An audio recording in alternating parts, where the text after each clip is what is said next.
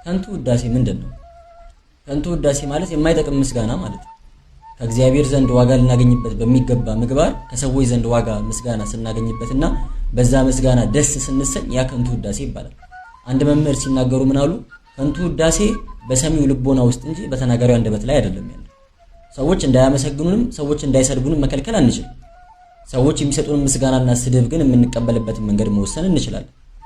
ሰዎች ሲያመሰግኑንም ሰዎች ሲሰድቡንም በትህትና መቀበል የምንችል ከሆነ ያ ከንቱ ውዳሴ ሊሆንብን አይችልም። ምስጋናውን በትህትና የምንቀበል ከሆነ ማለት ነው፣ እንደማይገባን ካመንን ማለት ነው። ነገር ግን መመስገን ሽተን መመስገንን ፈልገን የምናደርገው ነገር ከሆነ ያ ከንቱ ውዳሴን በመፈለግ የሚደረግ ነገር ነው። ብዙዎቻችን ከከንቱ ውዳሴ ጋር ያለን የተሳሳተ አመለካከት ምንድነው? ከንቱ ውዳሴ የሚገኘው በትሩፋት ስራ ነው። በክርስቲያናዊ ግዴታዎች ከንቱ ውዳሴ አይገኝም። አንድ ተማሪ የቤት ስራ ሰርቶ ትምህርት ቤት ቢሄድ የቤት ስራ በመስራቱ አይመሰገንም። ሳይሰራ ቢመጣ ግን ይቀጣበታል፣ ግዴታው ስለሆነ ማለት ነው። አንድ ክርስቲያን ስለጾመ ከንቱ ውዳሴ አያገኘውም። በቃ መጾም ክርስቲያናዊ ግዴታ ነው። አንድ ክርስቲያን ንስሐ ስለገባ ከንቱ ውዳሴ የለበት። አንድ ክርስቲያን ስለቆረበ ከንቱ ውዳሴ የለበት። አጥቢያቸው አጠገባቸው ቤተክርስቲያን እያለ እንደቆረቡ ሰው እንዳያቅባቸው በጣም ብዙ ርቀት የሚጓዙ ሰዎች ይሉ።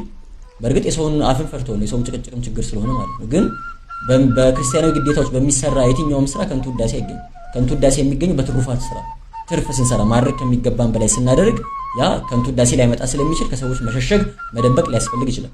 ክርስቲያናዊ ግዴታዎች መደበኛ ስራዎቻችንን በተመለከተ ግን ማንኛውም ክርስቲያን የግድ የሚያደርገው ነገር ስለሆነ ከንቱ ውዳሴ አለው የለውም በሚል ሰቀቀን ውስጥ መሆን የለበትም ማለት ነው።